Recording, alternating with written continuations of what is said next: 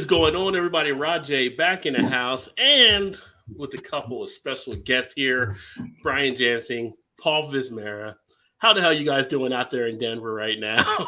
We're fantastic. Yes, we are great. Well, great to have you on board here. And we're going to get into talking about your book, of course, Italy, Beer Country. I'm a big fan of Italian food, so I can always learn a little bit more about the beer. So how you guys kind of got into it? Are you both from Colorado? Neither of us are from Colorado. I don't think anybody's from Colorado anymore. There are very few people from Colorado. Good point.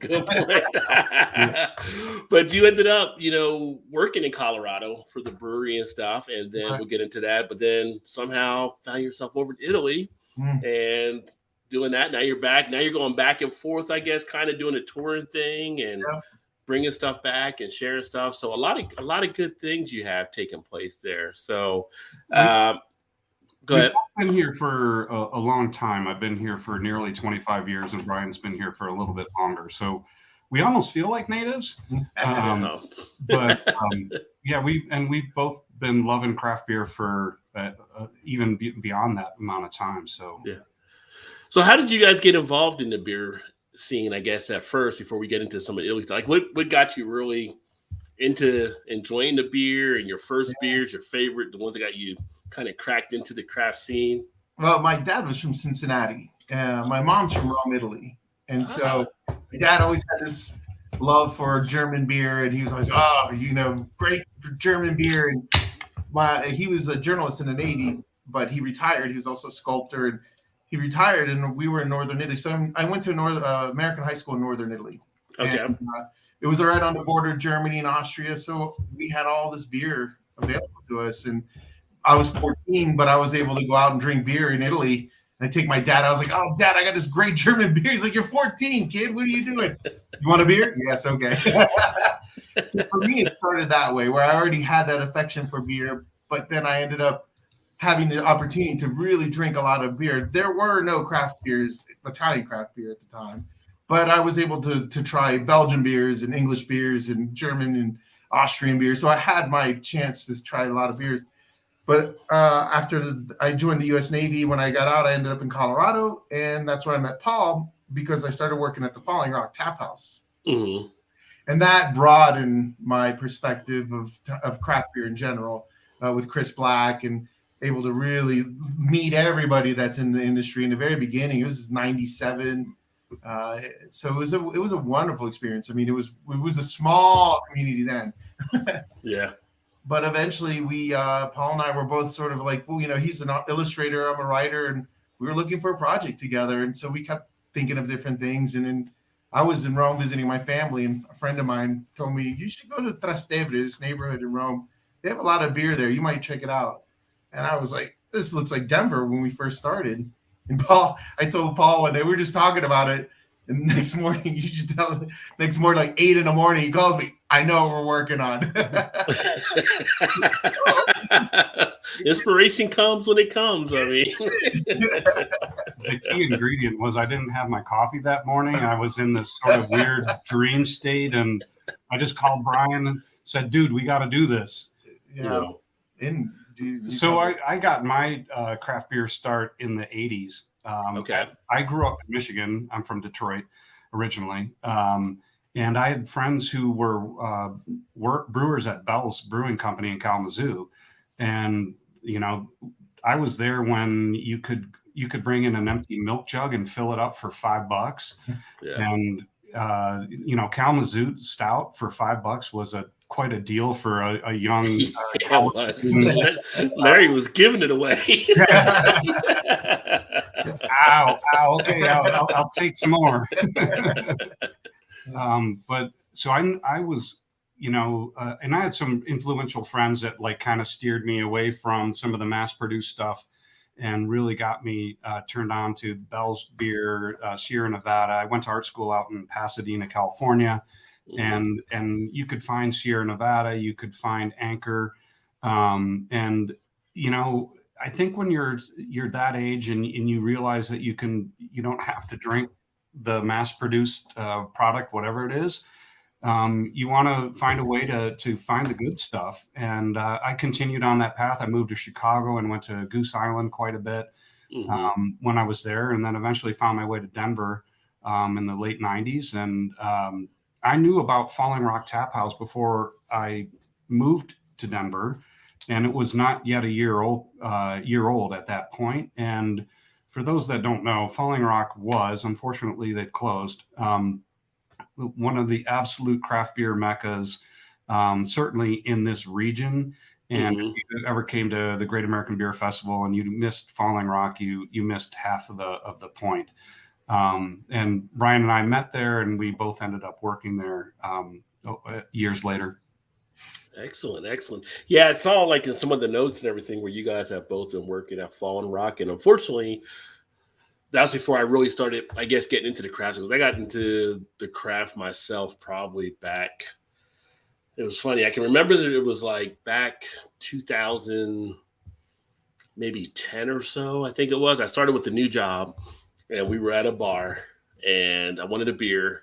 And I probably had some stuff. Like I was drinking like Guinness and some other stuff like that, but wasn't really thinking of it as craft or whatever. And it's like, well, I want something different. And the bartender, we should try this, and ended up being I think of Flower Power. Oh, wow. I was like, oh, what is this? Like, light bulb went off, and that kind of started the whole journey and stuff. And that was the one that got me into kind of going into more of the craft stuff. But it's just funny when you come across stuff. But I'm jealous already because Paul had all these other years ahead of me when he was picking all the right cities to go to in the early craft beer days. I think it's like finding your favorite band. As long as you're on board, that's all that matters. Yeah. But I would say for Bryan, I just actually moved from Cincinnati to Baltimore, so I know out there where your dad is, great beer city, a lot of great stuff out there too. So you don't go dry for sure. So I'm missing it already. Baltimore's got an okay scene, but Cincinnati's become like this little Midwest mecca where you have all kinds of stuff. The last couple of years, it's been ranked like #1 for beer for what you can get and the prices you pay for stuff. It's crazy. So is your dad still in Cincinnati? No, my father retired in Italy, and my mom's from Rome. So I pretty much in Italy. And he came back. He'd come back for like a week or so. And the first week, the first few days, he's like, oh, the less chaos and no lines. And wow, this is wonderful. This is great. Everybody's in their own lane when they're driving. And after a week, we'd sort of be like, the food kind of sucks. And the politics. And so he eventually couldn't wait to get back to Italy. It wouldn't take him long to want to get back. But he passed away in 2012. And he passed away in Italy where he loved to be. And he was a happy man there. So, and it's home. My family's still there. My sister's in London, but okay. So you get back over there very often then, probably, as far as seeing them, but then also doing the tours and stuff like that and everything too. So that's actually pretty cool there. But you talked about like your background, and I saw where you have been like, you won various different awards, for author. But I was like, flash fiction. What is flash fiction? I was kind of curious when I saw that. Right. Flash fiction is usually less than 1,000 words, so it's a full story, a plot. So not a book where you sort of reflect on something, but rather something's happening. And so you usually get it to the very peak. So the murder's happened, or it's just going to happen, and then you have to kind of give that whole finish and ending and everything in less than 1,000 words. Gotcha. It takes a lot of craftsmanship to get it down to just the right part. Yeah. And it's still my love, but I've been doing larger books now, novels, and then of course some nonfiction with the craft beer book and articles and things. But yeah, well, that's awesome. Yeah, I must be an old guy because I was an English minor, and we just called it short story back in the time. Right. Like that. Yeah. They didn't start having. But now it's got the cool nickname, Flash Fiction.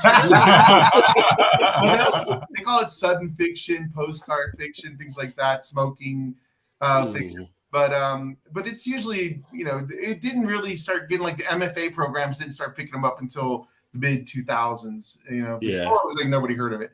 There's a few books, but now you can actually study it and get an MFA degree in flash fiction. And Bryan was at the forefront of it with some of his writer friends. Awesome.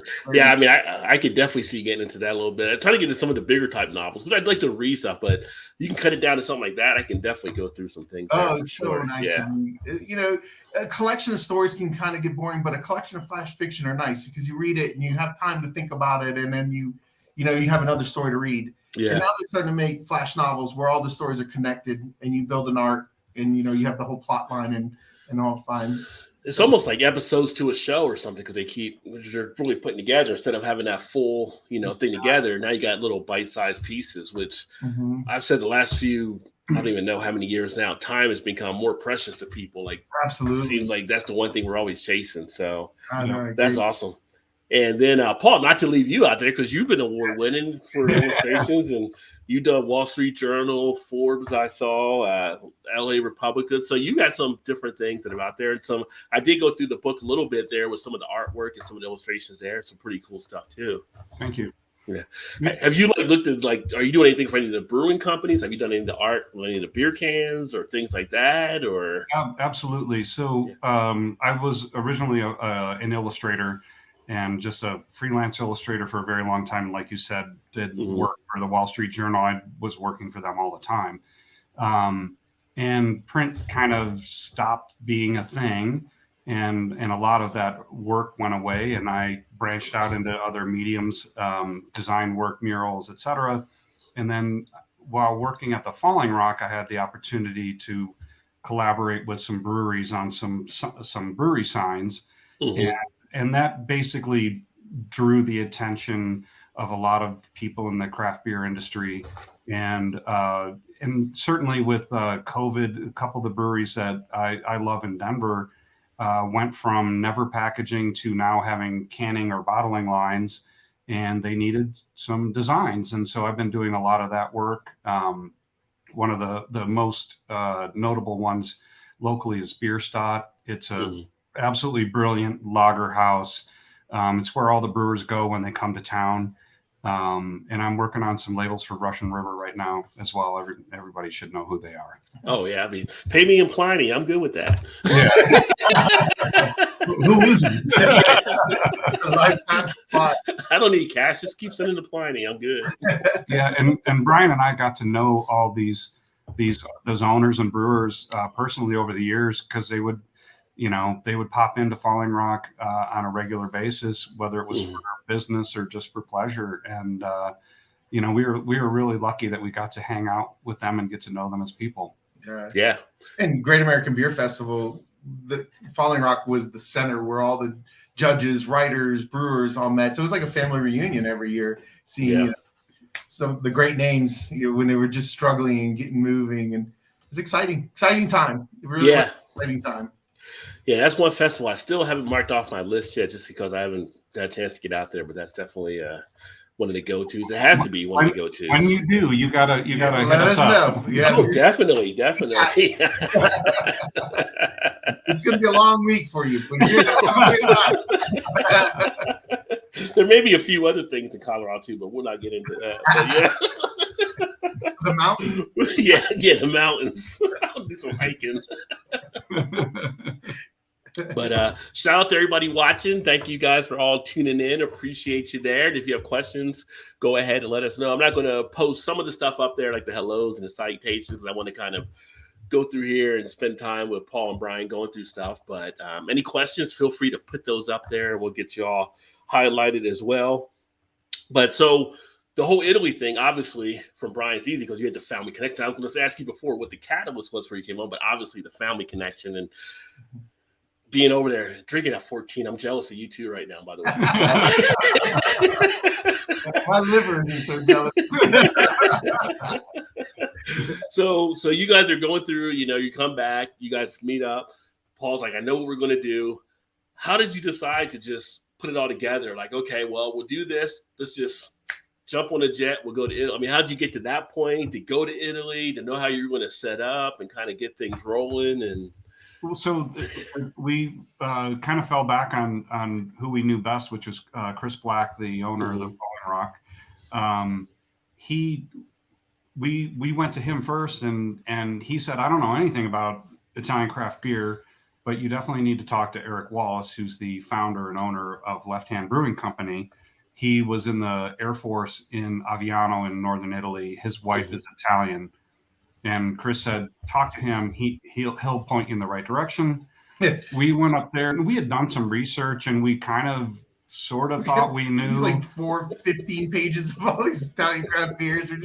What do you think? This was 10 years ago. This was 2012 when we started on this venture.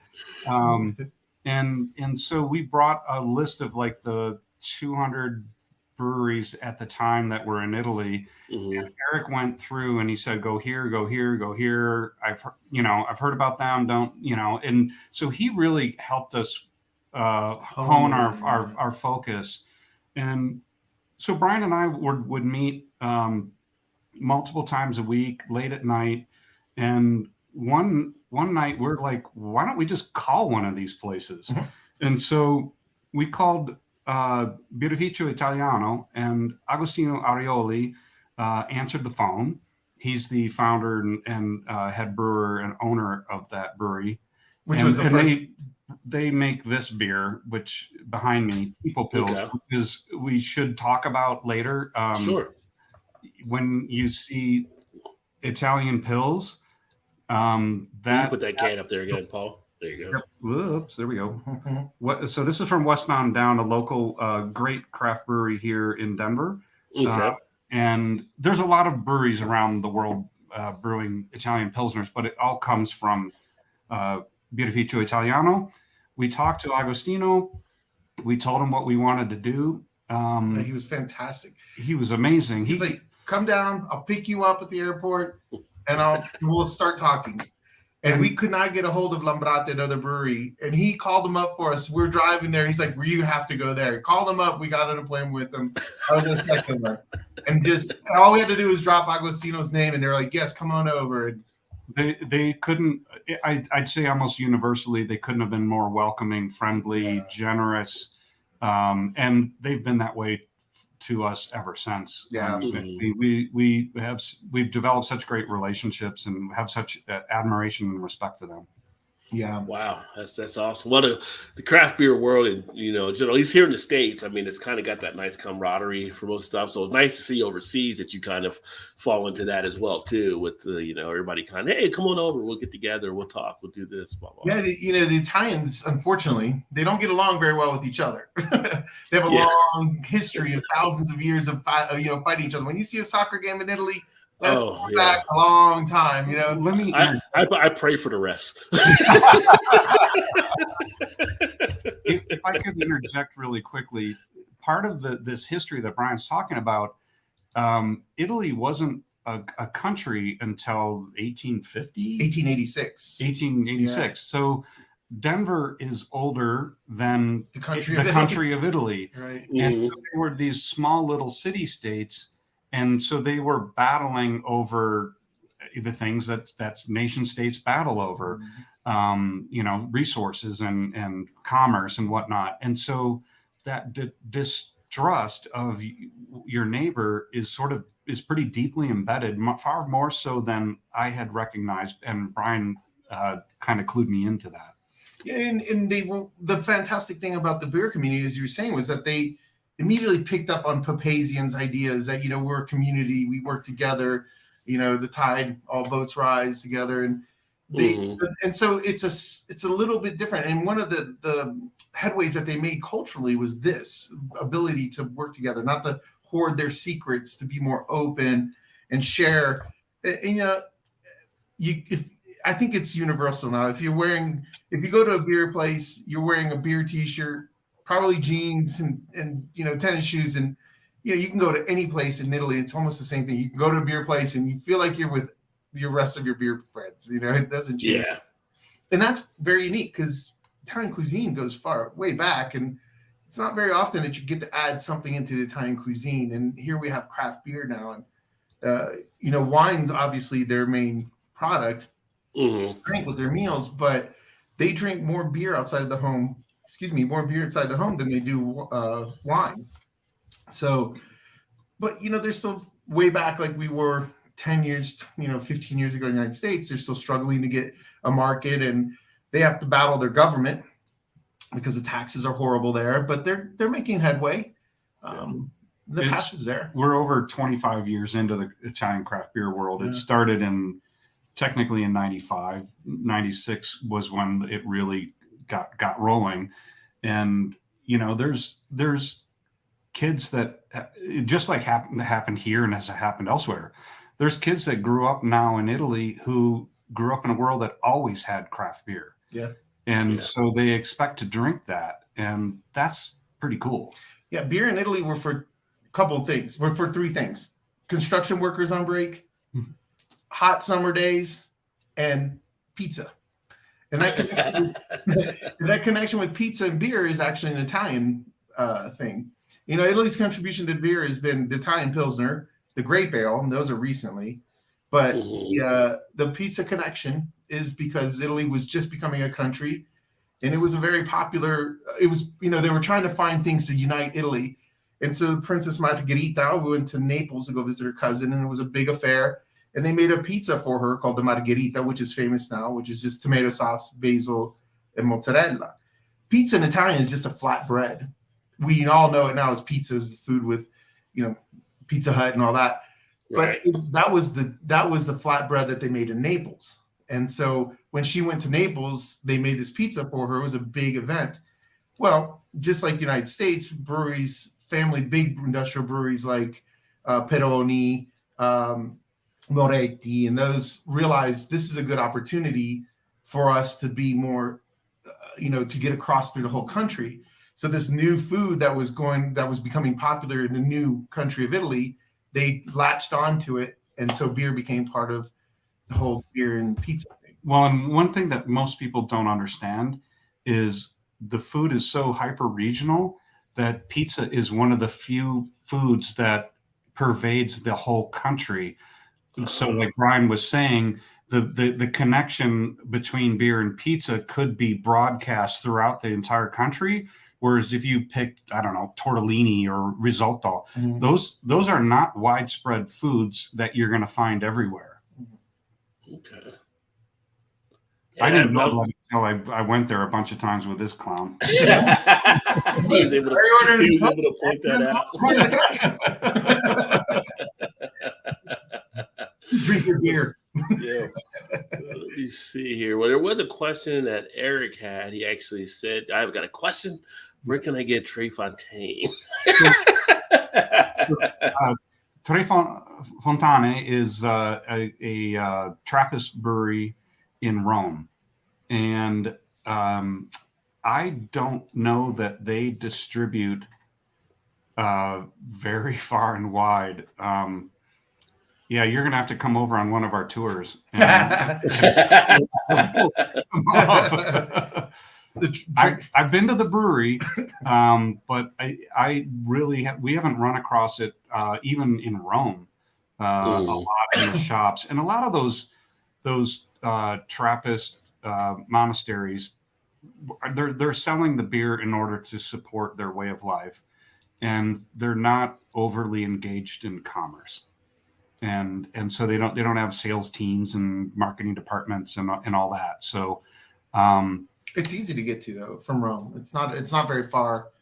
It's not hard to get to. The brewery or their shop isn't hard to get to, but yeah, which is another amazing thing that they already have a Trappist brewery in Italy. Yeah. That's totally cool. I know.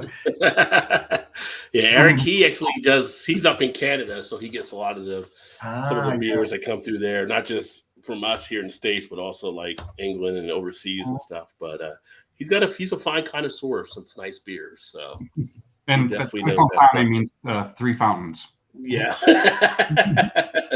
Let me see here. And actually, for John Pierre, they actually don't have a YouTube channel, but down below they have the website and the Twitter and the Instagram. And then I have a description up on the top link. I think I pinned it on there, was a thing to the website as well. So that way you can reach out there. Well, Jean Pierre, we will definitely look into doing that. That's one of the things we would like to get into and kind of do a little bit more videos. Yeah, it's a fun thing doing the channels here and stuff too. I keep looking here because I just realized somehow they got crisscross between StreamYard and YouTube, so it might be confusing a few people. Like because the show I have tomorrow night, somehow the stream got. That's why you guys are on the other green room. It's like that wasn't the way it was supposed to go. So is anybody going to get us in this video? And this is why I need to hire a producer, right? So yeah. Those are the joys of being successful. Yeah. So I definitely need to do that. Let's see here. Scroll down here real quick. And then this one here, have you had this one? Paul, he's PA producer. He actually does a great beer channel out of Pennsylvania as well. Absolutely. We can tell a little story about this because so when we were researching our book, we went in January of 2013 on our first trip, and then we did a Kickstarter to help fund our second trip, which was May of 2013, and we used Google Maps to find Birrificio del Ducato, which is sort of near Parma. It's kind of in the north middle part of Italy, kind of north of Florence. And we had the printed out maps and we're looking, and we pulled up to this guy's house in the middle of nowhere. He's out watering his garden, and we tell him, we're looking for Del Ducato. He's like, oh, I get that all the time. They're over in town, way over that way. And so we drive over to this little tiny town, and the town is. I mean, you'd say it's like 2 blocks long. I mean, they don't really have blocks, but it's that size. So we're driving around, and we're looking for things that might be a brewery, and nothing looks like a brewery. And we see some cops, and so we pull over, and we're like, "Hey, can you give us a hand?" And they're like, brewery. I think I heard of this. It might be. You know what I think he's talking about? Difficult time. They have no idea where we're going. And they're like, go over that way. So we go back to where we had been, and we pull in, and we pull out the map, and we're like, I have no idea where this is going to be. And then I looked up, and I saw through the window there's all steam built up on the window of the building. Right. And I recognized the logo of the brewery on some packaging inside. I'm like, we're here, Bryan. And we're like, brewery? It looked like just an apartment building, like a tiny apartment building. And so many Italian breweries have no signage whatsoever. You have no idea you're at the right place. Right. But yes, so yes, we have had the Verdi Imperial Stout. We had it on our very first visit there. It's wonderful, roasty, chocolatey. I think they use ancho chilies, if I remember correctly, and gives it a little spice kick to it. Wonderful beer. Yeah, Campari, who's the brewer, Giovanni Campari, was the most awarded brewer in Italy for a while. Oh, really? Wow. Okay. They ended up getting purchased by Duvel. Mm-hmm. I do love some Duvel though. And Giovanni's gone off, and he started making gin. He's making artisanal gin. Oh wow, nice. Yep. Well, it's funny though, like Paul talked about the stout, because I always love a good stout. Stout's one of my favorite styles to actually enjoy. But when I think of Italy, I think of the crisp like Pilsner. Something a little bit more bubbly and stuff. So obviously they have the stouts because that's part of the exposure, but you just don't see a lot of stuff out here as much as you see a lot of the Birra Moretti or the other stuff that's kind of that way, typical, industrial lagers where you're going to find out in the world, right? Right. Sure. But in Italy, you'll find, just like here in the United States, you'll find any style that you can imagine and some. And they typically latch on, being Italians, they typically latch on to their region. They're hyper-regionalists. There's a word for it in Italian, campanalismo, which is bell towerism, because every town had its bell tower, which rang for you to have when it was time to go out in the fields, when it was lunch, when it's time to come back, when there was an invasion. And so those bell towers, became the central part of it. So that campanalismo, that regionalism is still very, very prominent in Italy.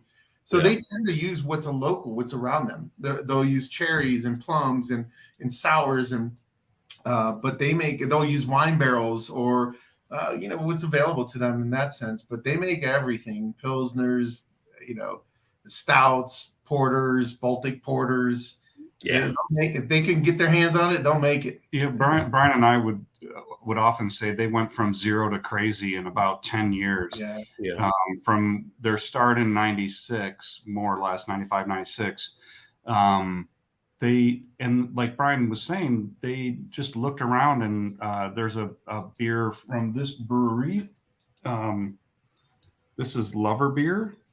Oh, and this is their 2012 Reserva. Sorry, there you go. There we go. And so Lover Beer is the brewery, and he's like a glorified home brewer. Walter Leverrier is the owner and brewer, and he has an assistant. He brews, 300 barrels a year. And a lot of the beer makes it to the United States, which is amazing. One of his beers is Beer Brugna, I believe the name is. And he was inspired by the Flemish traditions of making sour beer. And a kriek is made with the cherries grown locally in Belgium. And in his region, they don't have cherries. So he used the local plums that they have, the Rasmussen plums. And so he brews a kriek with his plums. It's an amazing sour, really drinkable, very beautiful beer. And that's a very Italian kind of thought, is to take an idea from abroad, from somewhere else, and interpret it through the spices and the grains and the hops and the fruits and whatever we have locally. And nuts. Yeah, they use a lot of. And really? Okay. And so they have a lot of wine barrels, so they age stuff in wine barrels. There's so there's New England IPAs, right? Well, they call them Neipa, Neipa. In Italian, they call it Neipa. So those Neipas are everywhere. So what we call a hazy IPA, they're all over the place. They brew everything, and they have they're kind of fortunate because they can watch what's going on in the United States for a little bit, see what trends, what's popular, and then they jump on it and do it themselves. And of course, they always add that little twist to it. And so that's why you find a huge plethora of different types and styles and flavors, and just that tiny country. Yeah. And then so when you go back to when it was in the beginning, it was like what, a couple hundred, and now you're looking at over 1,000, I guess. Is that what it's kind of 5 times growth? Yeah, it was like, really, it was 4 breweries that really got the trend moving. There were a couple here and there, but they really didn't have an influence on the country. But then once they got going, it just started moving forward. It was a little here in 2000. It got a little bit better.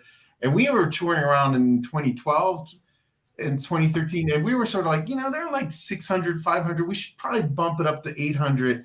By the time the book was published, they were zooming. Now they're like 1,500 breweries, over 1,500 breweries. Oh, wow. Yeah. So they're going to be hitting the 2,000 mark there. Yeah. Yeah. And most of them are tiny. The biggest, oldest ones that have been successful and built bigger breweries, they're still pretty small by U.S. standards. I mean, nobody holds a candle to like Sierra Nevada, right? Or a brewery like that. And Paul was saying he needed to hit the North Piedmont area in Italy. So, so that's for the broccoli top of Italy. The Piedmont area is closest to France. Is over in that region. One of our favorite breweries, Balladen, is over there. They were one of the breweries that opened up in 1996, and really, they played their role in the beer scene, and it certainly developed. And Montejocco's over there, the Quartarona, which we have a bottle of here, if I can hold it properly. This is one of the most magnificent beers Italy has produced. It's made with local peaches. Again, that idea of brewing with local products. They harvest the peaches annually, and they then age the beer for 3 years before it's released. It doesn't get sour. It doesn't develop any kind of funkiness or any of that. It's got that nice little tartness that you get in that peach when you get closer to the nut. You know, you just when they call it metodo cadrega. Yeah, and what that means is like you sit on the chair. Yeah. It's the chair method, and so that means you sit and you wait. Yeah. And, Riccardo Franzosi, the brewer, was asked to produce more, and he tried, and then he said, "No, it's just not the same thing. I'm just going to make what I make." And his background was his family owned. They were a construction company, huge. You know, the brother was like, "I've driven Ferraris before. I owned one." He's like, "But nothing's better than this life." They're just small, simple, happy, and visiting Ricardo is really fun. He's just a happy, big, jovial man. The brewery's across the street from his family compound, which is sort of this walled area. And, you know, the last time we saw him, his wife and he were baking focaccia in their outdoor ovens. And they went down into the cellar and lopped off some salami that they had been curing. And it's just such a magical place to visit with such a friendly, jovial person. Yeah. It's like Gilbert said, Pizza Hut is an insult. Well, you're talking about a Midwestern guys that came up with it, I believe. If I remember, I watched that show. You are correct. The food that built America. I watched that show from time to time. I couldn't think of a better way to explain pizza. It's like, you're not even from Italy. You guys are from the Midwest. Paul says, Varietal, favorite Italian wine varietal. So, which is the one that's used? I think it's used on this BeerVentures that I was showing before. Yeah. Paul's got a fine palate for some good beer. But it was funny, you were holding the other one up, and I was like, anytime they put that crinkly paper on something, you know it's something good inside. It's like Christmas. Don't tear it.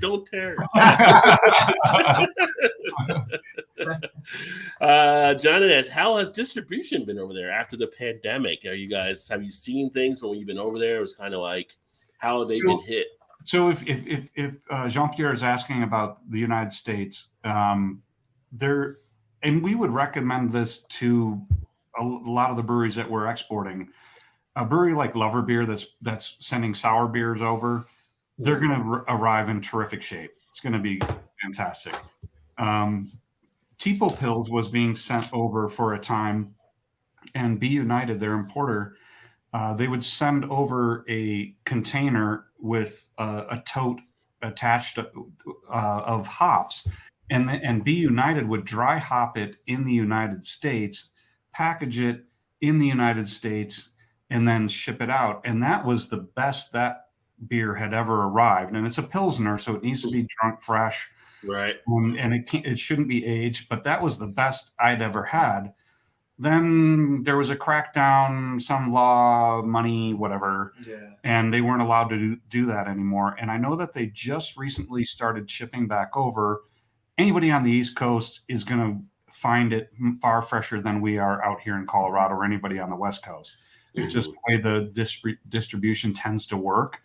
It arrives first in the Northeast, and anybody in that region is going to get the freshest from Italy, from Europe, period. And you're probably going to have access to a wider variety of products than we get. We honestly don't see a ton of Italian craft beer out here. I think one of the positive things that came out of all this was that because, like in the United States, they needed to package more. Italians are sort of fanatic about things being right, and so they were a little skeptical about canning beer, although canning beer preserves it better. Italian craft beer is not fertilized, or I'm sorry, not pasteurized or filtered. So it's very, very fresh though. For all the gluten people, it's very low in the gluten just for that reason. But a lot of the Pilsners and a lot of those type beers are like the EU threshold is different than the United States. Right. It's slightly higher. It's like 20 parts per million or billion. I forget the illion. And a lot of the Italian craft beer falls under the gluten-free designation for the EU. And so packaging it and putting it in cans is actually a great way of getting it over to the United States in a better format. So we'll see how things will change in that sense. Because when they first started, they were bottling them in these enormous bottles, like mainly because Baladin, who was Baladin in Piemonte, he was trying to get his beer into restaurants. And he knew that if he knew he wasn't going to get the beer. And so he went to the 500 top restaurants in Italy and tried to push them in there. One of them took it. And so he had these beautiful big bottles that looked like wine bottles. But he also came up with a glass called the teku glass, which made them a little bit more, they're a little more like an artichoke. You see them around, but so it's a stem glass. So you want to be able to set it on the table without being, pushing it too far with these fine dining restaurants. I would think that if a lot of craft beer drinkers out there would know what the teku glass is. Yeah, I was gonna bring that up here too, because I wanted you guys to get into that because you guys have told me where it came out of Italy on that one. Yeah. The Te stands for Teo Muso. The Ku is for Kowalska, which is a nickname for Lorenzo da Bove, who's a very famous Italian beer critic, judge, writer, and he was there at the beginning. And the two of them, Teo and Kowalska, collaborated on the design of that glass. And I know breweries like Three Floyds and Lost Abbey, among many others, utilize that glass. And I was skeptical, but I absolutely love that glass. I tried tasting, and I was like, okay, that's a better one. Yeah.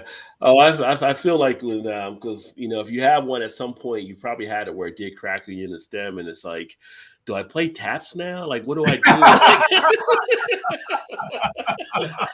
It's like the lamp in the Christmas Story, like take it out back and bury it. I mean, this is my glass here, Yeah. So, but that's very popular with a lot of people now, and it's interesting that came out of Italy with that glass, and how popular it is here in the American scene for a lot of stuff too. So it's a fine craftsmanship on it, and when you get that style and the design, yeah.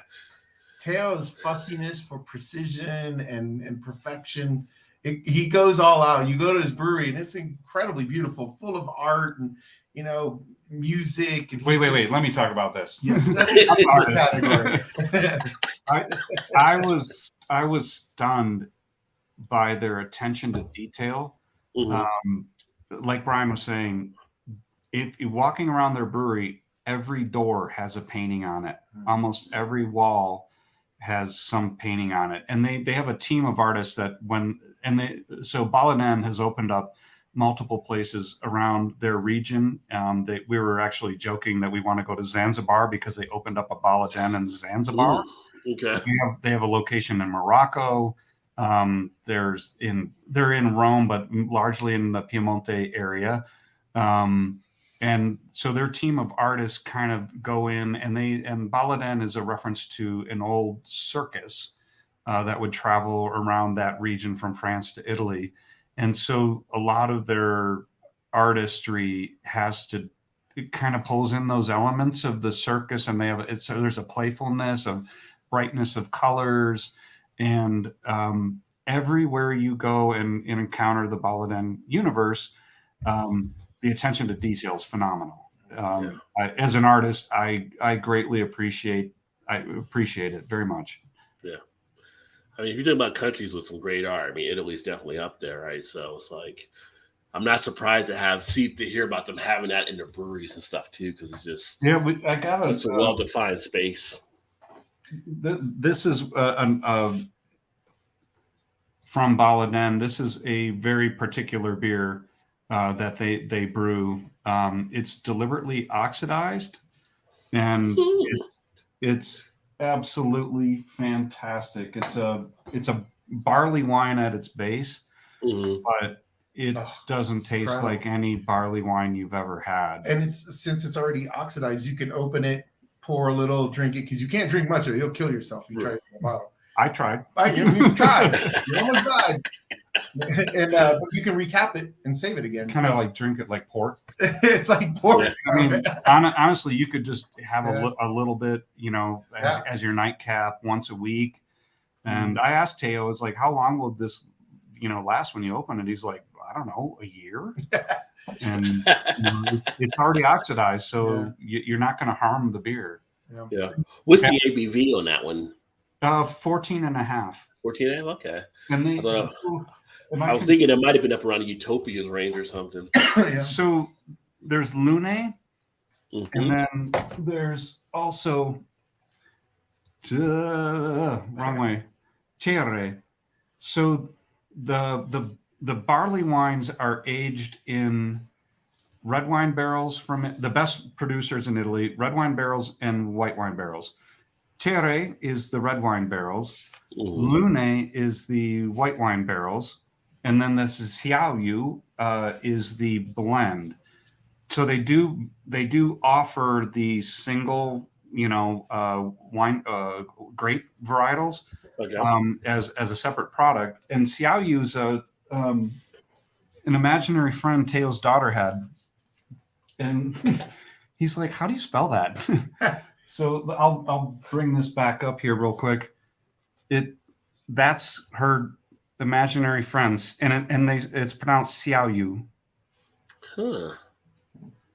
They also make one with the famous spaghetti westerns with Clint Eastwood. He used to smoke the Italian cigar, which was made. The tobacco is a Kentucky tobacco that's grown in Tuscany, and so he makes a tobaccos out of the Kentucky. Oh, it's so good.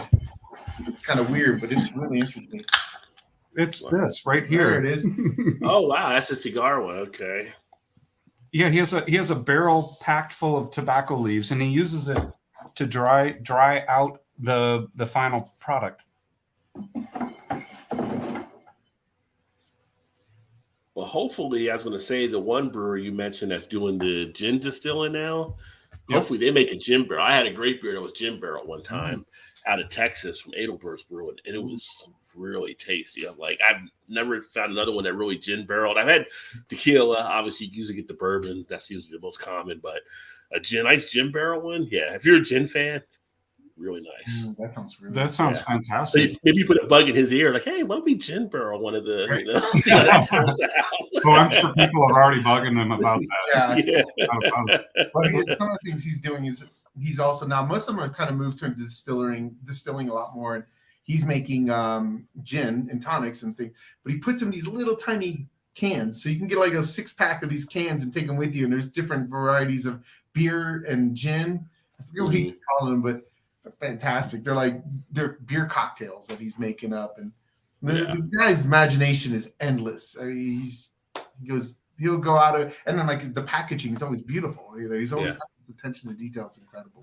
Well, for a lot of these guys, it's like cooking. Like you're basically a chef of the art of beer. You're just not cooking food, but you're making all these different things out of beer and making your own creations, putting your spin on it, which is awesome. Yeah, and like you said, Italy's a country of artists, and it's very common. That's common for them, to be artistic and dress nice, and the finer details. They're always thinking of that stuff. Yeah. If you're not doing something art in Italy, they're like, "What are you doing with your life? You're just something." I just cracked another beer, and I just found this for the first time today. Oakshire Brewing. Oakshire's out of Oregon. Wow. See, I haven't seen any of the breweries around the States here yet doing some of these Italian type beers. So it's nice that out where you're at and out towards the West Coast. I guess they're already bringing that in. So I don't know. I just haven't seen that much on the East Coast yet. So is it Maine? Maine has a beer called Lupolo, which means hops in Italian. Okay. And they have collaborated with Birrificio Italiano, and they've done a festival celebrating Italian Pilsners. And of course, Firestone Walker, their beer, Pivo, is actually an Italian Pilsner. I've spoken with the brewer, Matt Brindleson, and he basically said, I had Tipo Pils, again, that one. And I asked Agostino if I could copy it, and he said, sure. And he wrote the recipe right after he had it, and that became Pivo. So Firestone Walker's Pivo. It says German style Pilsner, and I always give Matt a hard time about that. I'm like, hey, you know where it came from. But the people here don't know anything about it. They would never get it. Well, and in Philadelphia, there's a tap house that does 40 all-time craft beer called Spina, La Spina. I think so, yeah. Yeah. And okay. So East Coast, you'll find something here and there, and of course, there's Italy's in Chicago, New York. And that's okay beer, but you might find some of their beers. We need to go to Monk's Cafe. Monk's Cafe is fantastic. Yes. Now, where's Monk's Cafe at? In Philly. Philly? Oh, you go to Philly, let me know. I mean, I'm an hour from Philly. My mom's up there, right? Half an hour from there. So Monk's Cafe. If you go in and you see the owner, tell them Bryan and Paul from the Father Dog sent you. Okay, yeah, I'll put that down. Yeah, we saw Tom when the Falling Rock closed. He came out for that, and awesome One of our guy. favorite people. Love the man. And a great bar. Great bar. Let's see here. John Pierre says, I'm enjoying the conversation. Great. Well, thank you for listening to us. Yeah. John does a YouTube channel as well for beer. So cool. He shares a lot of stuff there too and everything. Paul says, like a true public house. No sign, just look for the broom leaning near the front door, right? It's like asking the local, where's the good food? Like, don't send me where the tourists are going. Where would you eat? I want to know where you're going to eat at, and then you find the good places. Paul is, of course, I mentioned Imperial Stout Big Daddy. Ooh, he's a big ABV drinker. Like, we drink like a lot of big ABV, so yeah, he's going to bring up the Imperial Stout. Well, if you can find Xiao, you get it. Yeah. It's going to be expensive, but it's worth it. Yeah, it's amazing. It's pretty amazing. Gilbert Duval is a great owner, and the 666 is a crusher. Yeah, yeah, definitely. Also, gotta love the 666. Big beer plus wine barrel equals magic. Paul's not being a freezer. No peaches for me, good sir, but thank you. He's not a fruit guy. I will tell you this, PA Brew News, that if you ever get the chance to try Quarta Runa, it's absolutely magnificent. And it's not sweet. Yeah. Then that might be what you're thinking. It's not sweet. It's so subtle, and that's the bitterness of part of the peach. Ricardo described it. He's like, it's like the part right near the pit where it's a little bit bitter, and that makes all the difference in the world. After a couple of trips there doing our research, a bartender in Rome that we had befriended, on the first trip, he asked me what my favorite beer was, and I told him something. I don't remember what my answer was. After the second trip, I told him it was Quarta Runa, and he's like, all right, you get it. So what was it that surprised you most about like beer Italy? Like, was there something that really blew your mind on things over there? Like, so I'd say there's a few things, but one thing that has always struck me and is still relevant to this day. So Bryan and I have been in the craft beer world for a long time. I was in the 80s and super enthusiastic in the early 90s and throughout and ever since, honestly.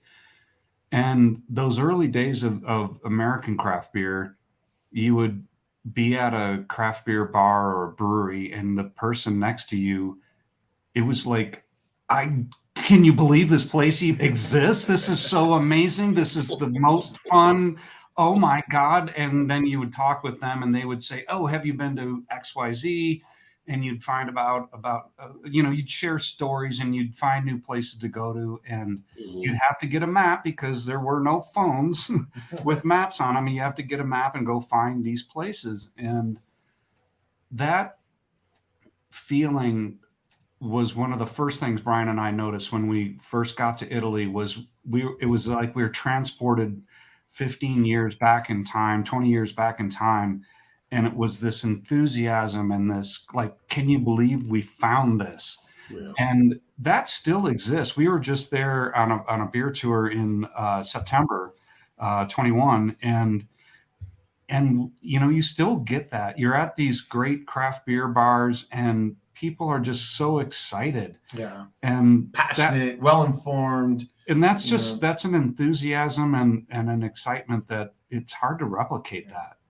Yeah. I think the first thing I noticed was just how the variations of beer that they had and how they were making it their own. I thought that was always really, but I think above all, both of us agreed that we found the first ingredient in Italian craft beer was passion. Their passion for it.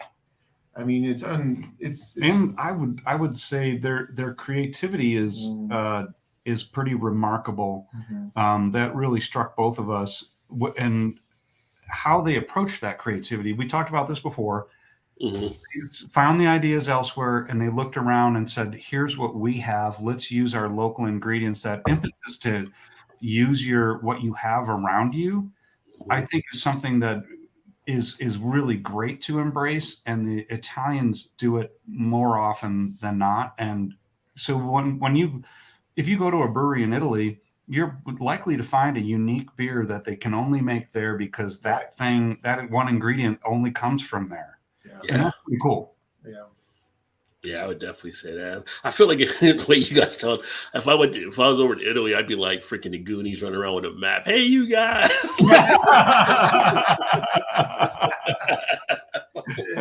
No, you wouldn't, Rod. We take care of it.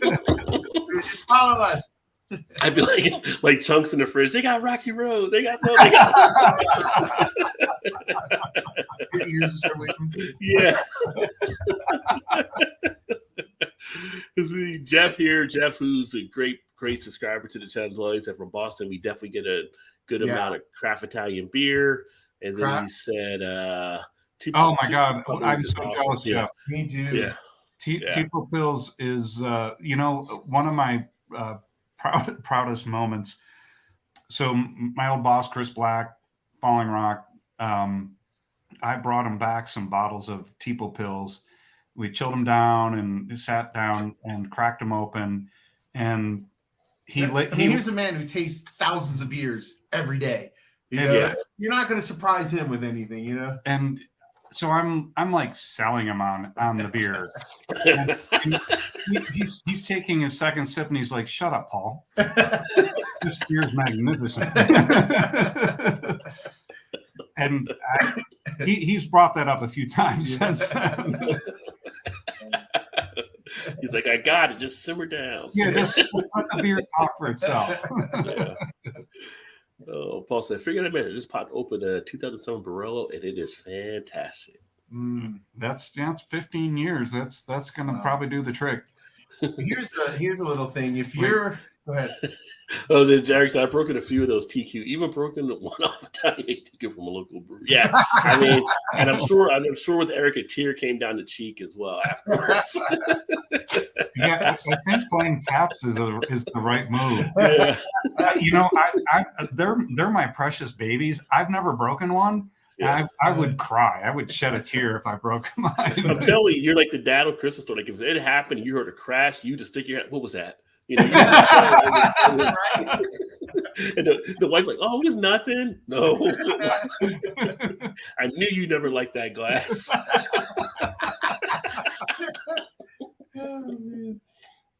What were you going to say there, Bryan? I can't remember.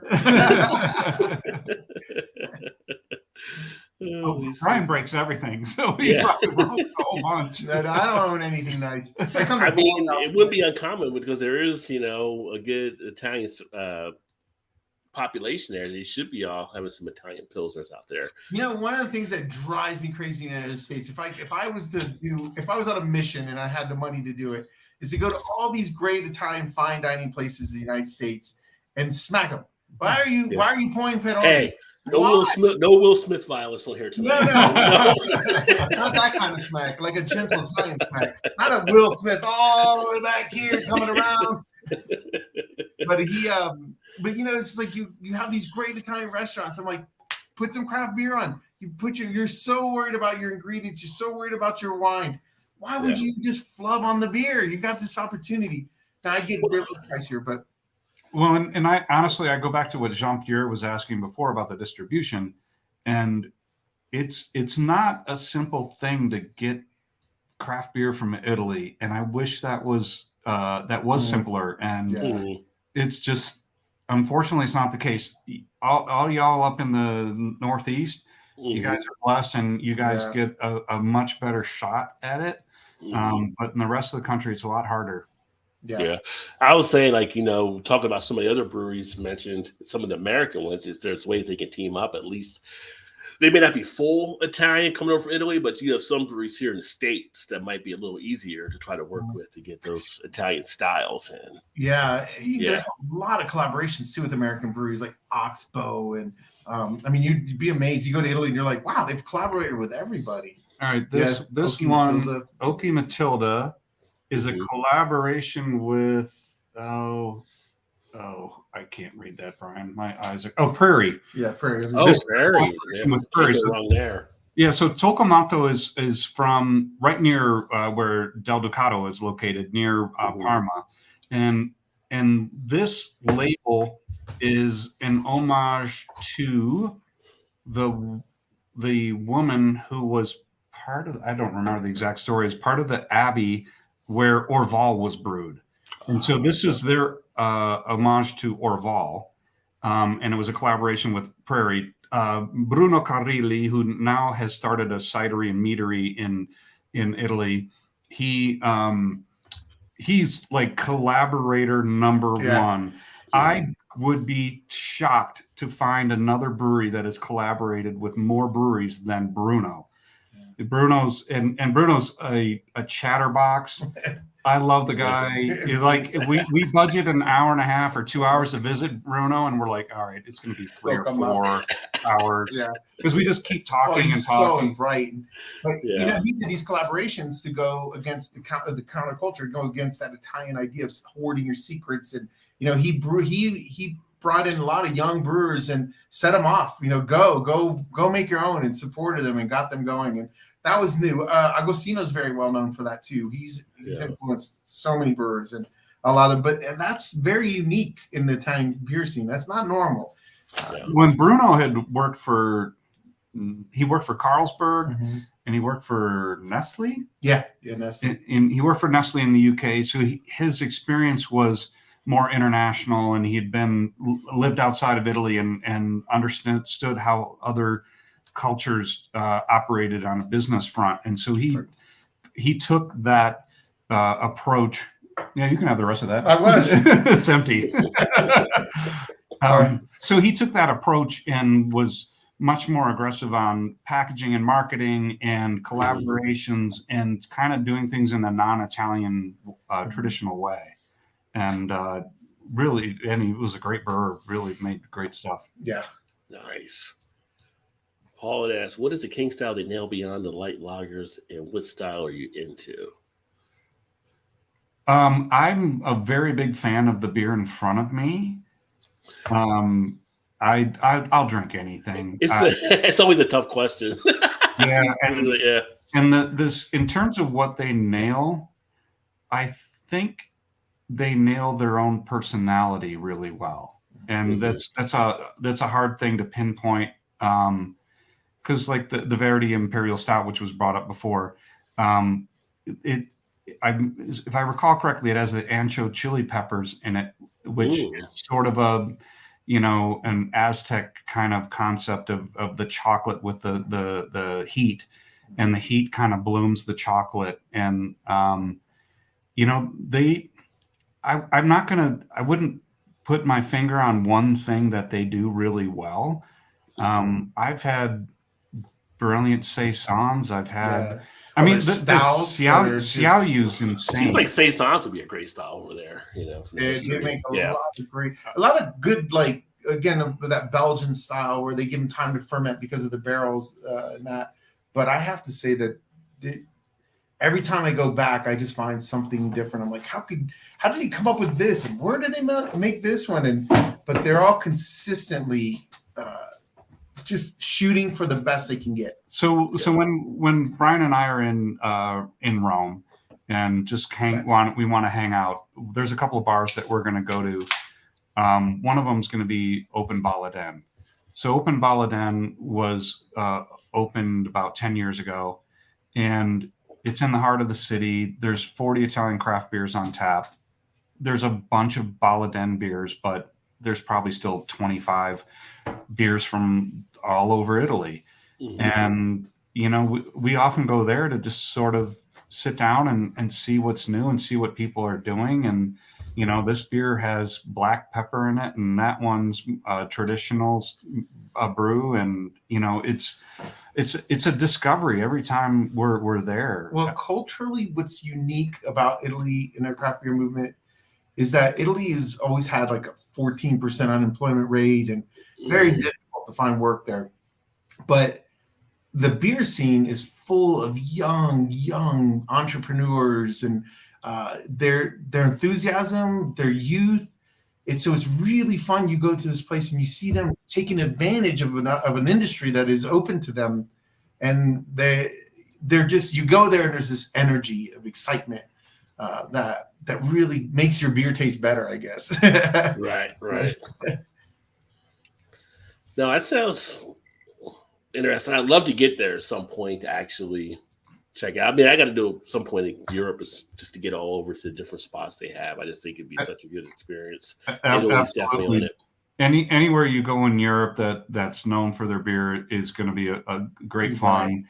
Yeah. And there's you know, beer scenes popping up in Spain and France that weren't traditionally there. Even Germany has some craft beer places. It's really spreading all over the place. I went to some in New Zealand when I was there years ago, and Australia, and it's Mexico. You know, Baja Peninsula. There's a bunch. It's really kind of getting to be an all over thing, which is wonderful.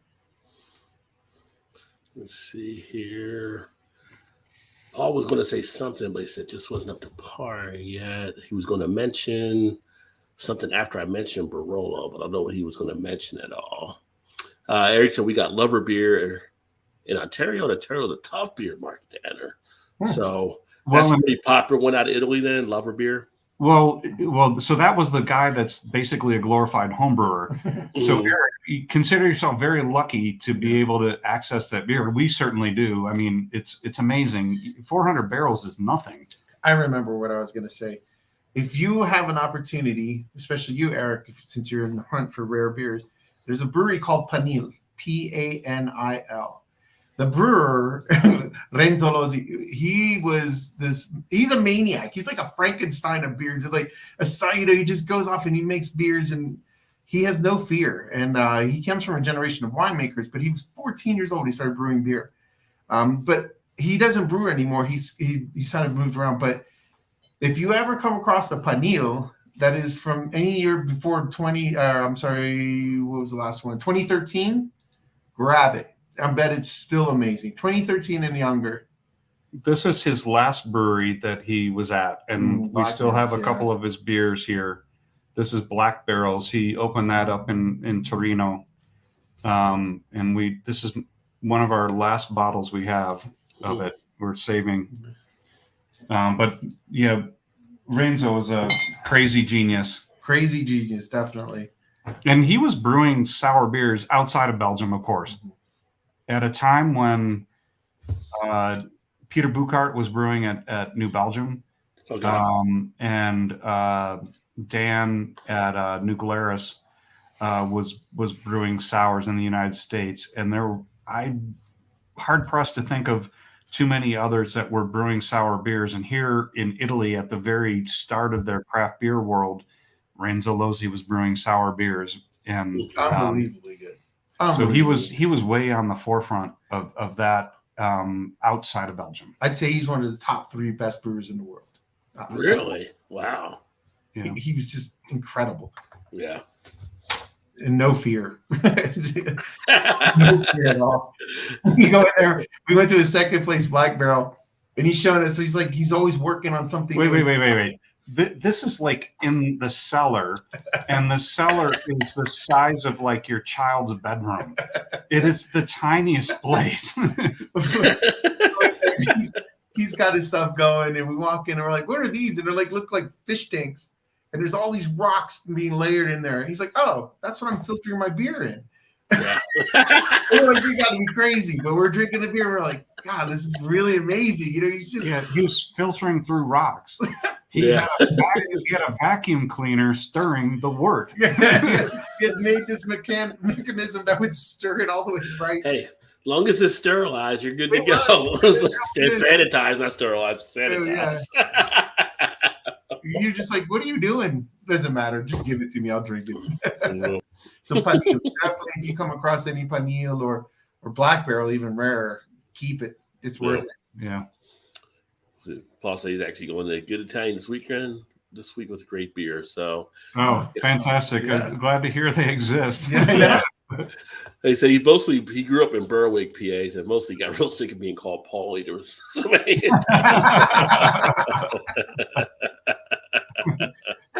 That's what my hockey teammates call me. I'm Paulie. Yeah. Oh yeah, they're drinking. They keep pulling out great bottles behind them though. It's all there. It's underneath us, above us, behind us. Yeah, I have my foot on a cooler. Of the things that Paul likes, Saison is not one of his favorites. So yeah. Well, I do love saisons. It's hard to find a really good one, but I do love them. Yeah. And Eric, the Lover Beer stuff, that's right up your alley. Del Borgo, before they were bought by the Evil Empire, AB. Yeah. They were doing a lot of Star Wars music. That's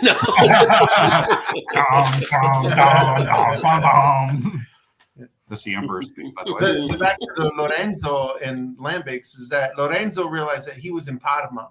And Parma is probably one of the most eclectic, a lot of different yeasts and products made there. That's where milk and Parmigiano and prosciutto, all from Parma, very, very fertile area.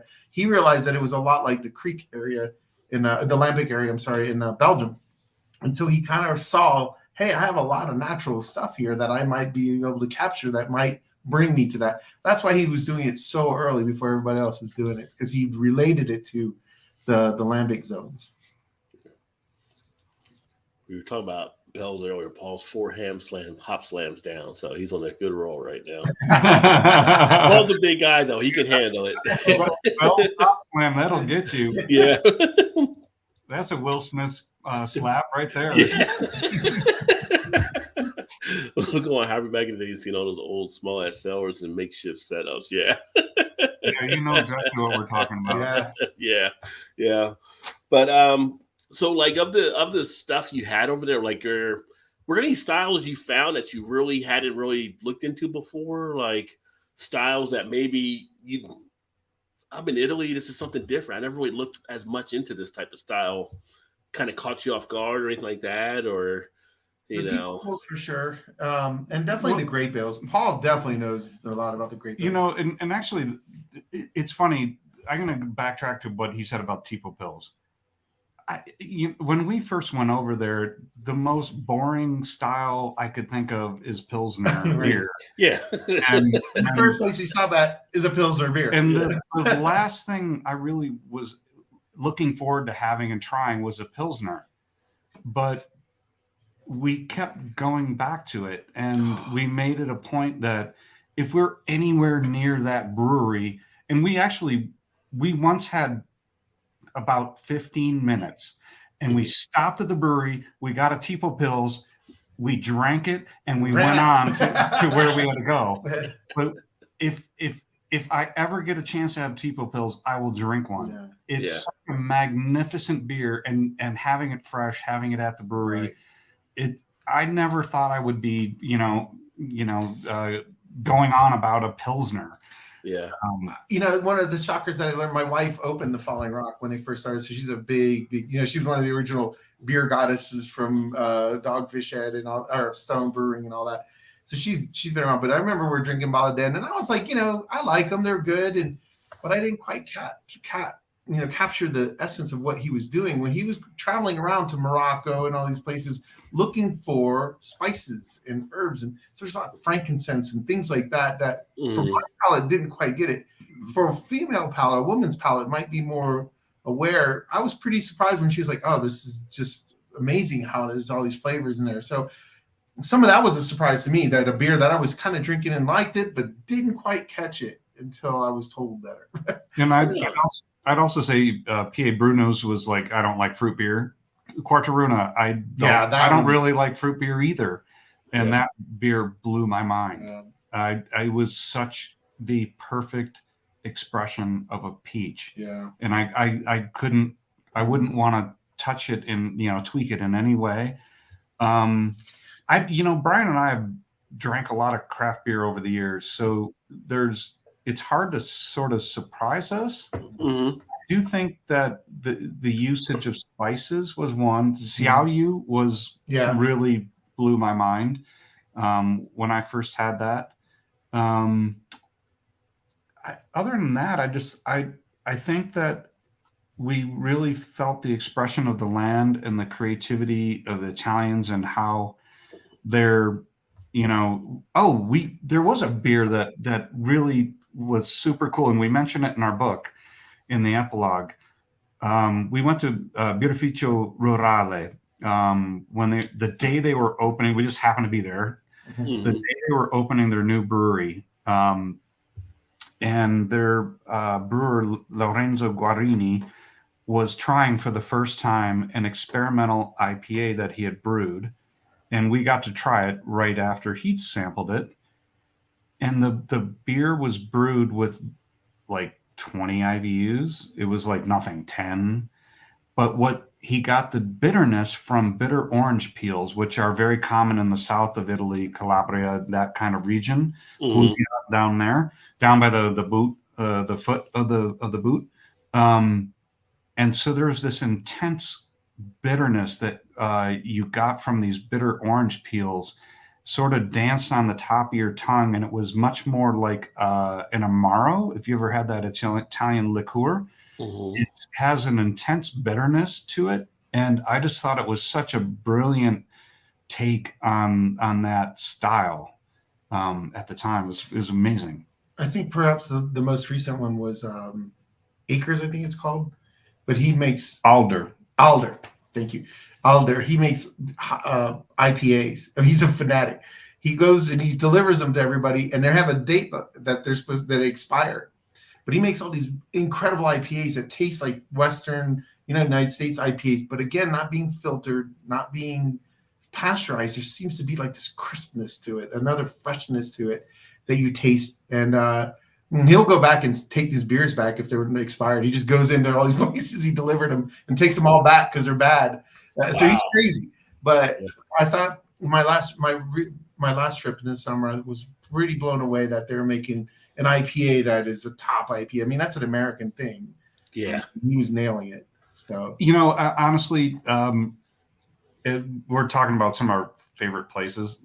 Probably my favorite bar in the whole world is Lambrate in Milan. I was lucky enough to go there for a couple of days when I was there in late August, early September, and I adore that place. And they make fantastic beer. They'll have 10, 15 beers on tap, everything from an imperial stout to a saison, a pilsner, a whole bunch of IPAs, New England IPAs, hazies, whatever. They brew everything, and they brew it impeccably well. Nice. On our second research trip, Bryan and I were starting to get our feet under us and really kind of get to know the scene. And we had a full week of interviews, 2 or 3 a day, a lot of driving around, and working late into the night, getting up early in the morning, busy. And I deliberately scheduled a night at Lambrate on Saturday night. We parked the car, checked into our hotel, which was right down the street. Went to Lambrate and sat at the corner of the bar. And this bar is tiny. It's like maybe a master's bedroom. Yeah. It's very tiny. John Paulo said, "What do you want?" And I said, "We'll have 2 of everything." And he nodded, and we were so exhausted. He just kept going clunk and putting 2 more beers in front of us. 5 in the morning. And clunk. We arrived at 9 and we left at 5:30 in the morning. Yeah. We had 2 of everything. A couple of times. Yeah. If you're gonna do it big. Yeah. Always. I was trying to read Paul's thing here, but I'm not sure because the hop slam, whatever, the ancient traditional style of beer, if there was anyway. Well, I think is there. Well, I think that goes back to the ancient thought of if it ferments, if it ferments, chuck it in. That we're in this era of specialization where we can just ferment honey, we can just ferment grapes, we can just ferment the barley wort.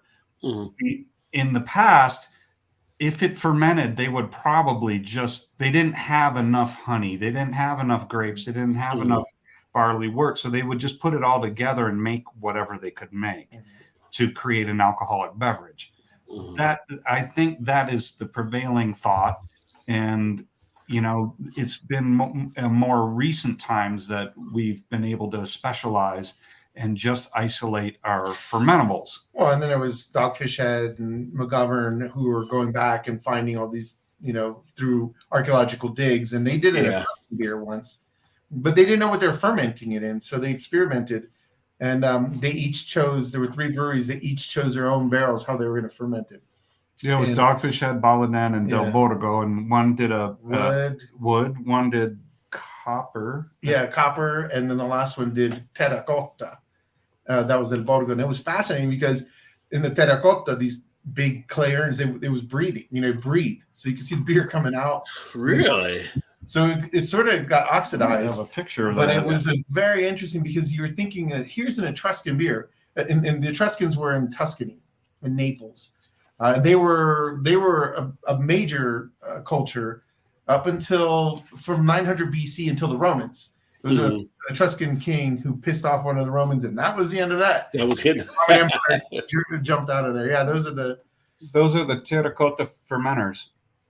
And if you look closely, there's some in the middle one. The middle one. There's like liquid right coming out of it, and so you're obviously introducing oxygen, which is not ideal in brewing, but it was an interesting beer. It was just, but that's pre-Italy, way pre-Italy, pre-Roman. Yeah. And that was probably the last time you saw beer in Italy, because once the Romans started going, there were more wine. Yeah, wine. They did have beer here and there, but again, like I said, in Italy, it only happened in the northern part of Italy because Germany and Austria had taken over those parts of Italy, and then when they got kicked out in the 1886 with the unification of Italy, they took over their breweries. So only the north really had those breweries, but in southern Italy, it was too hot. Yeah, and in fact, it's only spread to southern Italy in maybe the last 5 years, eight or so years. Now it's pretty widespread, but I remember we were researching and mentioned a brewery in Italy, or in Sicily rather, and the brewer we were talking with thought we were crazy. So they're kind of going through a renaissance on their end, like they're just really getting into it. Wow. Absolutely. Well, and that goes back to that point of if you're over there, you're gonna feel like you're in this place that's just so cherishes what we've maybe come to take a little bit for granted. Yeah. I mean, I think we definitely take it for granted over here. Yeah, we're just so used to. I mean, I was telling a brewer just on that last trip that you can get craft beer at a gas station, and they're like, "What?" Yeah. Depending what state you're in. I mean, that's one thing that's kind of funny moving to Baltimore, because here they're actually they're in a battle kind of. You can only get beer through like the independent stores, like not state run, but independent beer and wine, or somewhere beer, wine, and liquor. But you don't get it at gas stations. You can't get it at the grocery store. And they're trying to get it open where people can sell them there. And they're like, all the independent people are like, oh no, we'll lose business, all that kind of stuff. And I'm like, I came from an area where we got it at the gas station, we got it at the grocery store. We had the independents. I mean, we had stores where you could drink beer while you walked around shopping. Yeah. Nobody was going out of business. I mean, there's enough beer for everybody. There's opportunities there for sure. Yeah, and every state has their own dumb liquor laws. Yeah. It's nobody's doing it perfectly. Well, over my years of being at the Falling Rock and watching craft beer grow, that I realized for the Americans that, you know, they closed 300 McDonald's in Colorado about 5 or 6 years ago. And I know for a great part that came from beer drinkers. Yeah. You know, going out, having a craft beer, realizing, whoa, this is nothing like what I've been drinking. And then you start to realize that food's the same way.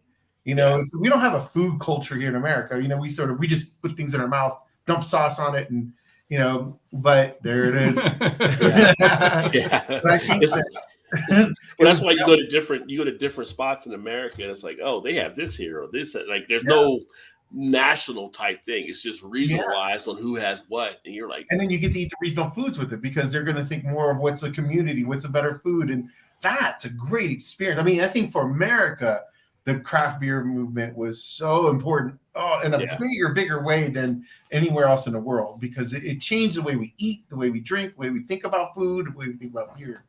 Yeah. I know when I go out, you know, that's how you guys were doing it there with Italy or even here. But when I order like at a restaurant and stuff, you know, depending on what I'm eating, I'll match it up to whatever beer I'm going to actually drink there. So I'll pair it together. But over in Italy, you know, there was mention there where people are kind of doing that themselves. That's something that's just becoming more common, like where people are pairing things up naturally, or is it kind of like they're going to classes, they're finding out? Because here in the States, people go to classes, they find what beer may work with what foods. And I feel like in Italy, there's just like they have a natural thing to kind of catch on. Italy, every meal you sit down to with your mother or whoever, your aunt, is always a discussion of food. You know, these peas are a little bit out of season now. You know, I think the ragu the last year was this year is a little less. So the tomatoes came out fantastic. You know, we had less rain. It was a little drier. They know food. In fact, Kowalska, the man we're mentioning, who is an Italian beer critic writer, he scolds Italians if they just simply say, "Oh, it's got orange peel in it." He's like, "Well, what kind of orange peel? You know better." And he's right. Italians know what kind of orange peel they have. So food is an Italian. In Italy, you wake up during your day and you're like, "What are we having for lunch?" Okay, so what are we going to have for dinner? Because you got to plan it all out. You got to have the right food, because you don't want to mix something. You can't have steak and then fish. You got to have the separate stuff. So they're very fanatic. You probably got to eat something. You hurt someone's feelings if you don't, right? Yeah. My favorite story is a good friend of mine who was the younger brother of the Falling Rock, and he traveled a lot, and he used to go to Italy quite a bit. And he was in northern Italy, and he ordered a fish pasta. And he wanted parmigiano on it, and that is like a sin to put aged cheese onto it. He's like, well, they said no. He said, what do you mean no? I want parmigiano. And they said no. They took it away from him. So then they went around to all the tables and took all the parmigianos away so you can grab it and put it on there. I feel like there's some steakhouses that should do that in America with ketchup.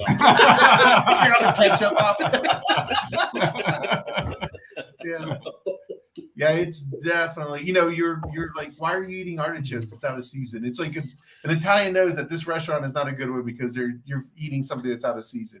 Yeah. Tourists. That's pretty hilarious. So, Rod, that was brought up to me quite a bit. I've been to Italy a whole bunch of times. I think my last trip was my 13th. And I keep discovering new things. And what Bryan said, and several of the brewers told us, was we talk about food all the time. And the depth that they talk about food and their food knowledge and their flavor knowledge is of such a high caliber and in a universal way that it's really made me rethink what I know about food. Yeah. It gets back to the cooking being an art type thing. It's just on a different type of level. And Bryan's brought this up to me several times, and he was alluding to it before. Is that Italy has been going through not only a craft beer revolution, but an artisanal revolution. There was a period in the 80s and perhaps earlier where the food quality was starting to degrade and was becoming more industrialized and processed. And there was the slow food movement came out of the Piemonte region of Italy. and because they opened a McDonald's in Rome. And he's like, what? And that don't seem right. And it sort of reawakened, and that was right. And like when this really that movement got going, sort of reawakened this reappreciation for the local, the fresh, the seasonal, the the better quality. Yeah, don't travel with an Italian. They're just going to complain about the food. It sucks traveling with him. This must be like an hour old. But growing up in New Jersey, I had a lot of friends that were Italian and their families, and I heard it a lot there. Absolutely. But one thing that Paul had asked, what about like meat in Italy? Did you guys come across? So Bruno Carilli, who Tocomato, place around Parma, he opened up a meadery, cidery, and kombucha. And that was just last year. Year or two at the most. At the most, it was 2 years ago, like during the pandemic. Mm-hmm. But that is the only one that I'm aware of. Mm-hmm. And when we were there in September of last year, I wasn't able to run across it, but I am super keen to go there, and we're planning a stop there on one of our future tours because seeing Bruno is awesome. Definitely, he'll talk your ear off. He's awesome. Well, something else in Italy is honey is a huge product in Italy because they have bees that go to specific flowers, and they have the orange blossom, cherry blossom honeys that they have specific honeys from specific bees. So I'm surprised that you don't see more meads in Italy. Yeah. And you know what? They'll probably be on it soon, or somebody's already doing it. But and Bruno was always kind of at the forefront of trends. Yeah. And so he was always sort of like looking to what the next thing was going to be. And I think he saw this opportunity to move forward in his world. And I honestly can't wait to try, because he's a really skilled brewer. Yeah. And so I know that the products are going to be great. I don't doubt that at all. I definitely enjoy a nice mead as well. But John had touched on that earlier, and I'm kind of curious with the COVID thing. So with you guys going back and forth now, like, do you see where COVID has knocked out any breweries? Like, did some have to close down because of it, or were they able to get things worked out? I know some countries, the government stepped in to help supplement a lot of these businesses, but Italy, you talk about like UK, they took a big hit over there with a lot of stuff. Yeah, Italy took an enormous hit because it's a geriatric country. Mm-hmm. It actually probably started, the first cases of COVID looked like they started in Italy. I mean, in Europe. They started in Italy. They had such a horrible wave. They have a large Chinese population, and it started in Ambrate in that region. And one of a really young brewer passed away because of COVID. So there have been a few deaths of brewers, but overall the government stepped in and helped them out a lot. I did not see a lot of closures of breweries. Honestly, they've given how grave the situation was there early on, they've come through pretty well, and we were certainly welcome as long lost family when we were there seeing them. And our tours take people to the the top places, and Brewery of the Year award winners and all that, and they seem like they're doing pretty well. And like a lot of us, they're just optimistic and ready to get on the other side of all this. Well, and I think because they were mostly forced to the packaging side of it, that it kind of opened it up a little bit. They moved their distribution out a little more, and they were able to get more of their beers that you wouldn't have found here, just in the local area. Change their income channels. Yeah, so you're never, ever going to hear this, and you probably never heard this before. And Italians will say a lot about it. But the Italian government stepped in, and believe me, you'll never hear that. But they have a new, younger government that was very, open and grass movement, and it just happened to be the right time. And they were concerned about younger people and what they were doing, so they stepped in and helped quite a bit.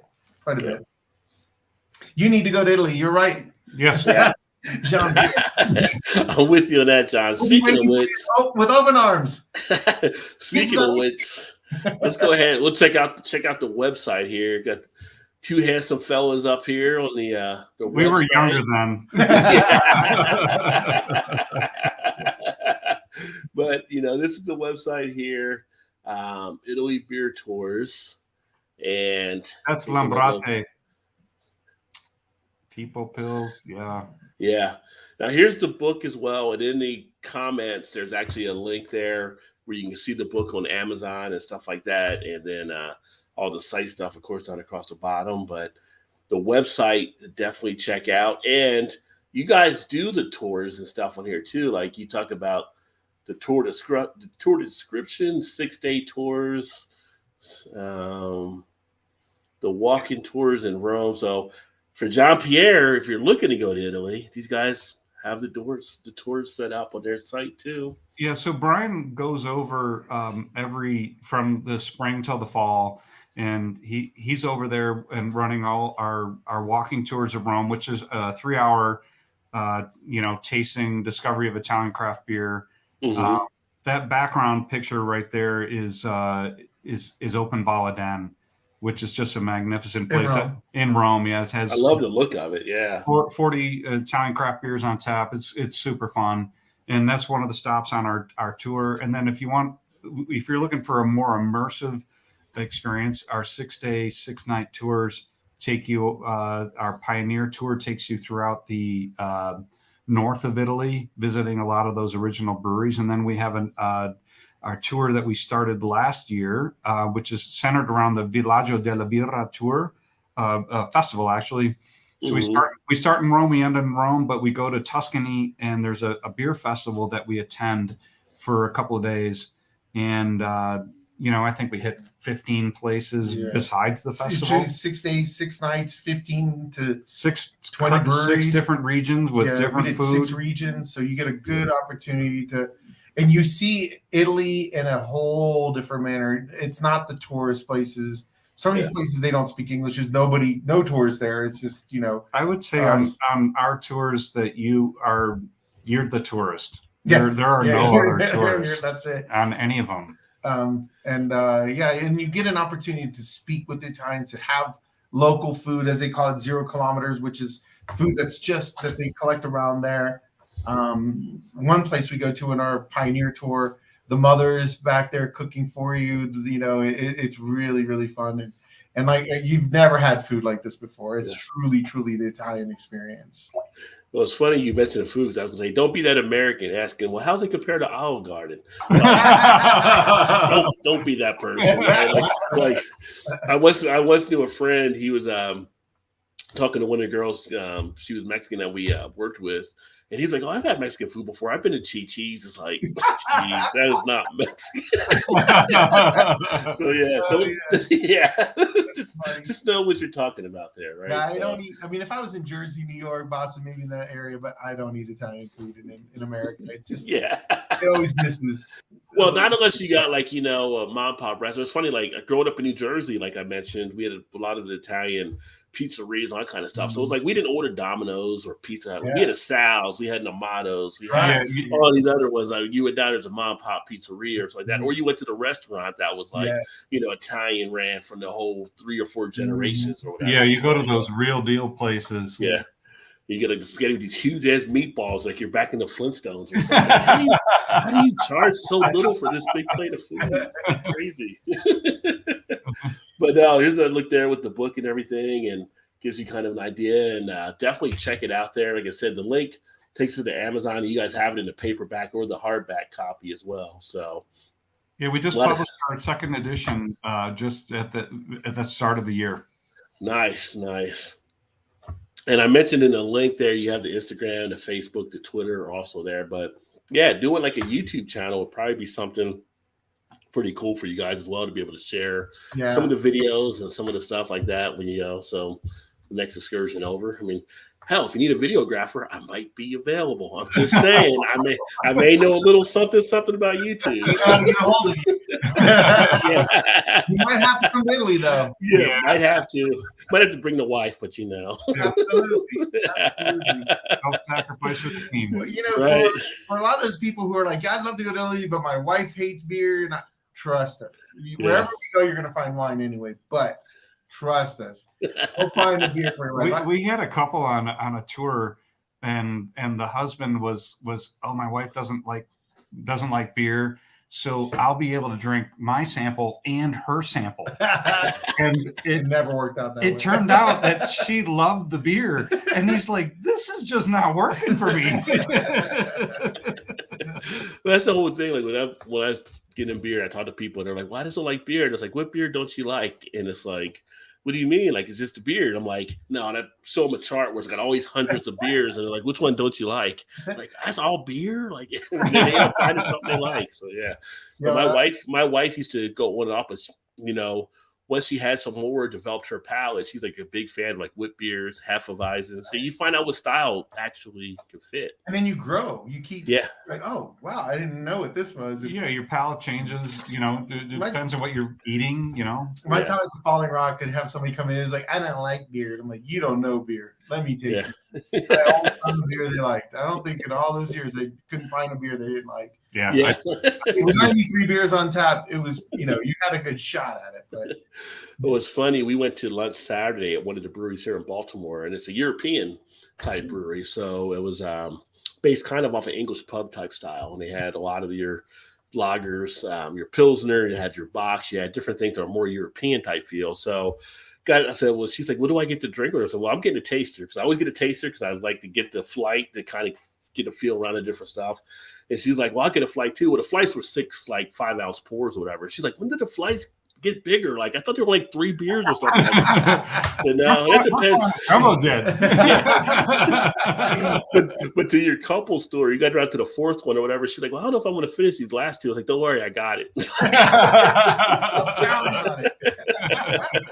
was a nice person. I don't get that luck. Yeah.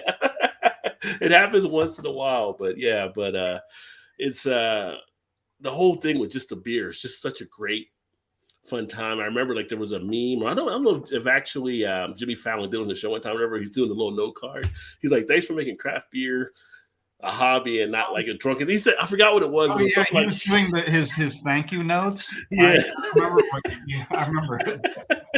Thank you for making drinking seem like a hobby or something. Yeah, and not like being alcoholic or something. Let me see here. Belgian Boone, Boone Farm. Oh, they were talking about Belgian because he said like Boone's. And he said, "You like Boone Farms?" He's like, "No, Belgian Boone, fool. Belgian Farms." I think they call it Bone. I got entertaining subscribers for sure that love checking out stuff. Good people. Let's see here. And then Skip, he's actually in from Canada as well. Says, cheers. What is going on, Skip? Italy sounds like PA. Well, maybe a certain part of PA. I don't know if you're going to see a lot of Quakers walking around Italy. But they won't understand you, though. Yeah. There's no skunks in Italy, I don't think. Oh, let me see here. John says, some gas station in Alabama had growls at service station. I haven't seen them here since I moved. Yeah, Georgia's a state where they're kind of more restrictive as well. Yeah. So I don't know if they have them there. I've never seen like one of our other guys that does in Georgia, John Anilli. I don't think he ever talks about being able to get them in gas stations. But the idea that you could like go into a beer shop and like drink beer on tap is completely foreign to me. I've never experienced. Yeah. So it's like that sounds like Valhalla, but yeah. In Kentucky, we would go into like some of our gas stations. You'd have growler taps, so you can buy growler at the gas station. We'd have stores where you have the taps. Then we'd have like one of the stores was called Party Stores. Is you could get taps there, but you couldn't like walk around drinking it as much unless it was like you were in there on a Saturday and there was vendors giving little sample type things. But we have a place called Jungle Gyms in Cincinnati, which is what we consider one of the best places to buy beer in the country. There they have like a little sit down type area, so you could actually sit there and drink or walk around with your shopping cart, drinking beers, and they'd have good stuff on tap. And I feel like people's probably spent more there than they intended to because they're buzzed. Absolutely. It's time for me to go visit my family, my American family in Cincinnati. Yeah, so and we're going to Jungle Jim's. I've done videos on that. And people were like, I would not leave that place. Like on my channel, if you ever look at the Jungle Gyms, if you search Jungle Gyms, you'll see the videos, and it's just like an adult playground of just like all these beers and stuff you can get. And that's where I would get some stuff from overseas, because they'd have broken down. Like I've done like Polish beers, and I've done beers out of Japan, other countries that have it by a separate breakdown. But it's funny because I never really saw a big Italy type section, which is great having you guys on, because I feel like that might be an area they need to actually expand there as well. But it's just fun. We have a Kroger in Ohio. We didn't get into Kentucky because of Kentucky state law, but in Ohio's law, Kroger's like I don't know if you guys have Kroger there, but they're like a huge grocery chain. Yeah. And they're like a lot of money. They actually had a sit down in Kroger with taps. Wow. So it basically be husbands sitting there while their wives shop, I guess. But you come there, like they had a Starbucks and they got taps of beer. And man. Yeah. Oh, we're out of salt. I just bought the salt. Oh, we're out of salt. I'll be right back. But that's the funny thing in the States. How you go to a different state. How you go to a different state and you can find things. My buddy Todd, we do a Thursday night show. He's in Indiana. They just got Sunday sales like 2 or 3 years ago. They could not buy alcohol Sunday until that time. Yeah. Which was no Sunday sales here in Colorado for quite a while. Yeah. Until like they only changed like 5 years ago. Yeah, 5 years ago. Yeah. So it's just that's the whole thing with it, just the way the states and stuff are broken up. And then I talked to my friends over in England. They order everything over there. They just legalized craft brewing in Mississippi and Alabama. That's crazy. We legalized weed. Everybody's like Colorado. Great food, great atmosphere, weed and beer. Yeah. The reason I keep coming back. Oh yeah, my family. Forgot about them. Yeah, your daughter. My wife and kid. Let's see here. Ontario's liquor laws were in Jurassic, but you can buy it at grocery and it's slowly expanding. Yeah, some of I think they're seeing where they need to expand it for some areas, but as I said earlier, every state, every province, in the case of Canada, has their own dumb liquor laws, and nobody's got it right. Nobody's perfect. The places where you can drink beer at the grocery store, there's some other dumb law they have that precludes something, and it's just not uniform. Yeah, it was like in my buddy Todd I mentioned in Indiana. You can buy beer in the grocery store, but you can't buy it cold. If you go to the gas station, you can buy cold beer. But that is the dumbest. That's the dumbest of the dumb. Beer needs to be stored cold, dark. Period. This is so stupid. And then you have some states with the drive-through, like the drive-through pickup on beer. So, and before I just left and moved to Baltimore, we actually had DoorDash approved to deliver. They would deliver alcohol to your house, which I never knew how. I mean, if you called in, everybody goes, who's IDing you at the door? It's just a door driver dropping it off, right? So it's like, you're good. You're good, right? And it's like, you hold up an ID, whether you or not. Yeah. But it's like, I come to Baltimore. I think Baltimore, they'll probably be a little bit more, no, you can't do that here in Baltimore, but I can do it in Kentucky. That didn't make sense. I know. The liquor license, even in Italy, nobody gets more harassed than anybody who sells alcohol. Yeah. It's just one of those things. You're like, it's a legal drug, but you're going to get harassed over it. Let's see here. Freeman, what you want to say? You can't from your plow. Yeah. Let me see here. Scroll down, see where. Also, I'm not trying to spam the chat. I'm just enjoying it. So, but he's in probably 5 or 6 hot slams by now. So we're glad you're here with us. We hope. Well, you already had 4 hop slams in. So that was last half hour. He's moved past that, I'm sure. Knowing Paul, he could actually be into a barley wine by now. Paul said, I would definitely hit those several times. Being hit in Northwest here lately. Yeah, he does get over there, so he definitely wants to get to Italy. You do us in the house. Cheers, you do it. He's up in New Jersey. Yeah. Which I don't know if I told you do it, but I'm in Baltimore now, so I'm like within probably an hour and a half of you. So watch out. but they try to get me some beers. Yeah, I'll get my people in touch with your people. So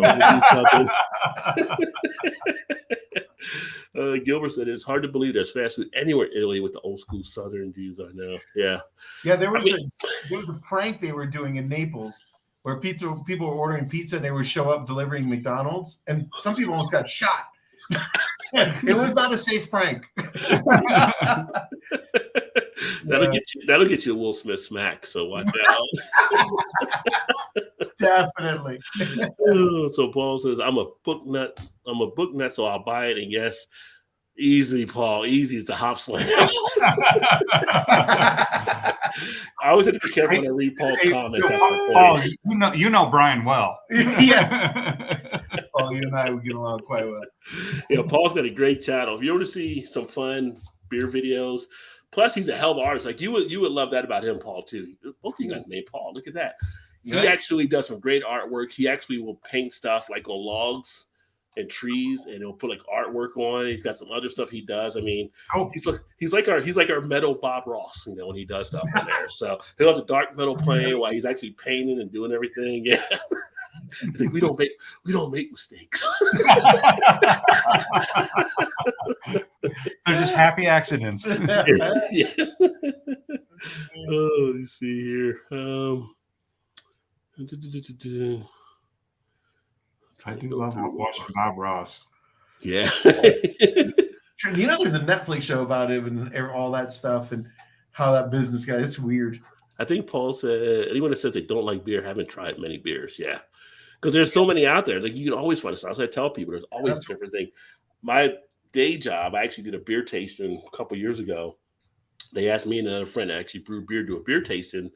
And we're like at lunch or whatever. Like, yeah, because I'm in the financial area. So it's like, you're going to have people drink at lunch. I mean, I'm not against people drinking at lunch. I just never thought you would do that. In fact, many of us have probably done it away from the office, and there were people in there that just had no idea on the range of beers. Like they just thought it was all kind of the same. And it was like, they thought beer, that Coors Light, that Bud Light, Budweiser. And yeah. But there's always a couple people in there. Oh, I don't like this one. Slide it over. Yeah. Yeah, like I said, at the Falling Rock, we get people all the time. I don't like they're on a date or something. You walk into a place with 93 taps and you go, I don't like beer. You're like, you're not starting out right. Yeah. Paul nailed the card. Thank you for making my alcoholism seem like a fun hobby. Yeah. We sort of paraphrase it. Yeah. We turned it into a profession. And after that, I've always watched Jimmy Fallon. So yeah. But no, it's been awesome having you guys on here, and definitely everybody check you guys out. Thank you so much. Always welcome to come back with updates or anything along those lines. And thank you. Love to hear what's all going on with you guys out there and stuff. Definitely let you know if I'm out in the Denver area. And then if you find a cheap ticket to Rome, give me a call. Oh yeah, definitely. Well, I mean, just looking at the tour types of it. I mean, my wife wants to go overseas or something. She hates flying over water, but she definitely wants to go overseas. I'm like, well, you're going to have to fly over it because you've never been on a boat. She hates a boat worse than she hates a plane. So. Well, Rod, we look forward to having a beer with you in person. We sure do. And hopefully that's in Rome. Yeah, definitely. Thanks for all your audience, and we really look forward to having a beer with you. Yeah, Paul PA Brew News, that was awesome. Having your comments on here. Eric, that was awesome. Thank you. Yeah, Eric and John Pierre, and all these guys that watch, again, I love telling the stories of beer. That's why I do the channel. I have fun, but some of you guys reach out, have some conversations as well. And if you guys want to do a little circuit, I'm sure some of these guys would love to have you on there and ask questions and stuff too. And we're all about sharing and collaborating and all that kind of stuff. And you can get a hold of us through there at ItalyBeerTours@gmail.com and send us a message. But on our website, you can contact us as well. And if you're ever in Italy, you're having questions or you're looking for something, hey, we're here. We're not here to hoard it. We're here to spread it. I like that. There you go. But Paul just heard I'm not here to hoard it. That's all he heard. So that's how Paul operates. Brew News operates that way. So. Well, we love craft beer, and we love Italy, and just super excited to share it. Yeah, definitely. Well, thanks guys for coming on, and then wishing you guys all the best, and we'll talk again soon, I'm sure. And thanks for everybody that tuned in. That being said, we'll go ahead and sign off, and y'all have a great night. Cheers, everybody. Buonanotte. Buona birra. Buona birra. Yeah.